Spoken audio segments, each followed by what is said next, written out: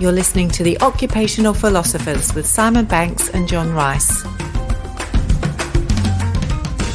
Hello and welcome to another episode of the Occupational Philosophers, a not-so-serious business podcast designed to spark your curiosity, creativity and imagination. And this is an Inbetweener episode, a nice, short, sharp burst to help hopefully inspire you to take something away that will feed into your personal life or your work life, something that makes you more curious, creative and imaginative. Simon, hello. Hello, John. How do you feel about flying mammals? I'm glad you asked me that. It was in my mind just before you said that. So I'm well prepared. Well, I'm just trying to think of flying mammals, which ones it'd be. I mean, you get flying squirrels? Flying squirrels? Yeah, gliding squirrels. Glide. I suppose they glide. Wings per se. Yeah, okay. Yeah. Bats. Bats would constitute flying mammals. Correct. Wombats, do they fly? Well, only if you throw them far enough. No, I'm joking. That you would never do that. That's a horrendous thing, and they're very heavy. But no. Okay, so no. Bats, John. I want to talk about bats. Okay, now you might think, what's a bat got to do with a not so serious business podcast? And I was at a conference recently as a speaker doing 3 or 4 bits over a few days. Human Insights conference in Sydney. Very cool group of people.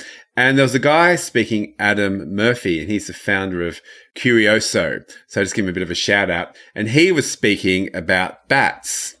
Now, you're probably thinking, well, what's the connection here? On with it. Get on with it. And this was about blindly accepted truths. And he was talking around how bats and a few other pieces, he has some great sort of acronyms, I might get him on to talk about this one day, around how, blindly accepted truths can stop us from having great ideas. And I think we might have chatted about this before, but that's just the way it is, or that's how people do it around here. That's how it's always been done.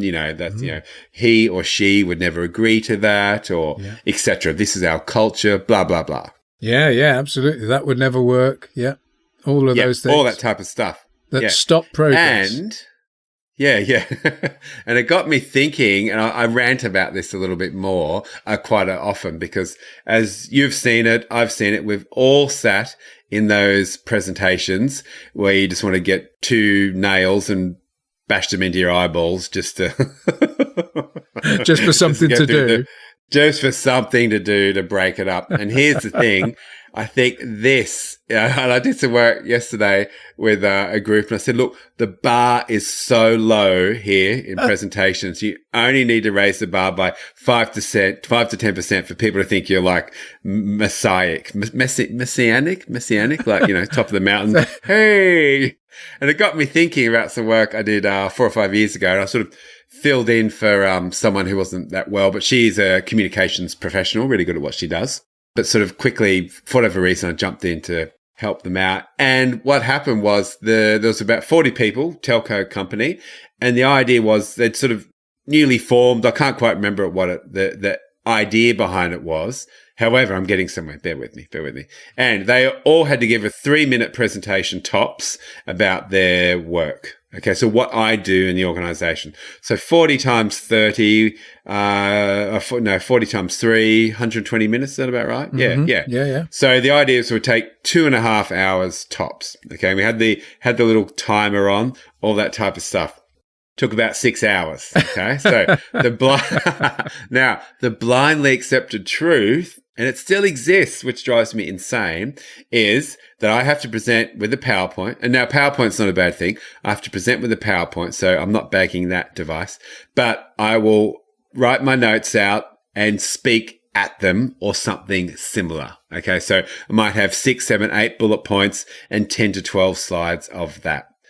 Now, this went for 4 to 5 hours. It was like getting nails popped in your eyeballs all the way through. And the 2 ones which stick out from that, okay, the boss of the company, he came out with a red blanket, okay, and he laid it on the floor and he wrapped himself in the blanket so he couldn't see. And he said, This is how I feel like on most days. I just want to wrap myself in a blanket so people will leave me alone. Just get me on. Let me get on with my job. Okay. So it's etched in my memory. And the other one which really stood out, let's say the PA or the secretary or something like that, just a young girl straight out of high school. She stood up. She said, "Oh, I really apologize here. I haven't prepared a presentation." And she just stood up with a piece of A4 and a few bullet points and spoke about what she did. And you could focus on her. You could concentrate. And at the end, I'm like, no, that was amazing. So, because they didn't follow the blindly accepted truths. Okay. So that's my little rant, John. I've gone on. I haven't let you speak. It's really, hey, welcome to the Simon Show. Yeah.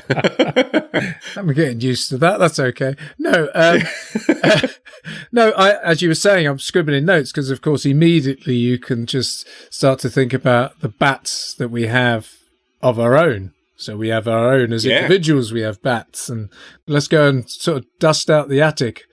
Our own attics and find out what bats are up there and go chase them away. And of course, teams have bats because, as you say, that's where you get those conversations where you go, well, that wouldn't work. We tried that.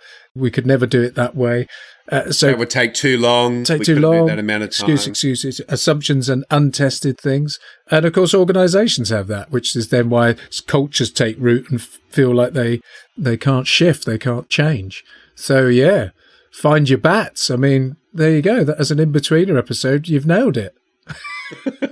Go out bat hunting.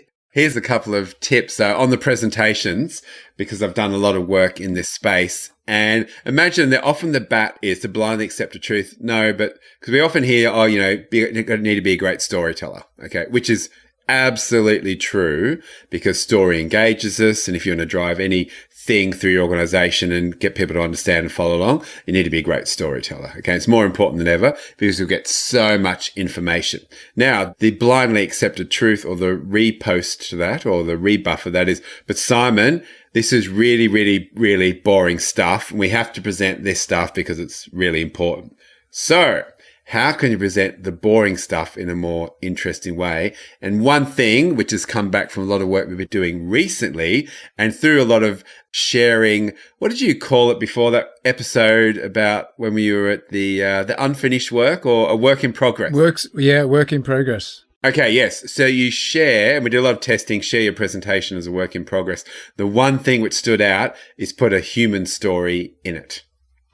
So that human story, opening with let me tell you a story, or let's talk about Stuart, or I want to introduce you to Sarah. So introducing that little human element into your presentation makes all the difference. People then lean in, because we tried and tested this literally 20, 30 times, putting them in different spots. Everyone came back where they put the human story. Everyone said, that's when I leant in. And what we got from that was, do the interesting thing up front, and then you've enabled the audience to lean in, and you can present the boring stuff. Bat slaughtered then and there. I know slaughtered isn't the right word. Can we just say no bats were hurt in the recording of this episode? We should absolutely... No, not at all. Absolutely. And we love bats as well. We love bats. They're favorite kind. Just as you were saying that, and again, it's going off at a slight tangent, but hopefully interesting nonetheless, which is, there seems to be something emerging from all of this, Simon, which is, at work, just don't forget we're working with humans, that we are human, and we're working with humans. Everything we've always talked about is the innate human need to create, the innate human need to make sense of things through storytelling, the innate human need to make music, to connect, all of these things. It's all about being human, isn't it? Yeah, have I struck on something profound, or has somebody already written a book on it? No, I think we're the first ones. But a book is coming. Wow. But isn't it so simple? Just be a little more human, a little less robot, because, artificial intelligence can do all that stuff. Be a little bit more human. And that's when we create emotion. That's when we create empathy. That's when we buy in. And why do we love these great Pixar films and all of that piece? Because we buy into the human story. The hero's journey. Why do we love comedy? Comedians speak about human stuff that we go, yeah, I get that. I line up at the supermarket and I look at that same thing and go, yeah. So they create things that we have empathy and connection with. So my final thought is to be explored, which is then, so why do we the fear then that we'll often see in organizations, Not So Serious Business podcast, the fear of being creative, the fear of telling stories or whatever, people fear actually bringing their human selves to work. How can we stop being scared of being human? There we go. Well, on that big question, John, I'm not sure we've got time to answer. This is an in-betweener. Okay, so I'm going to go and ask my robot butler. See what he says. Hello, Alfred. No, but I think the way we sign off on our show each and every week goes to the heart of this. Okay, so that is, as we sign off, be curious, which is to be human. Make stuff. Play more, which is to be human. Have fun. And, in a very human way, date life.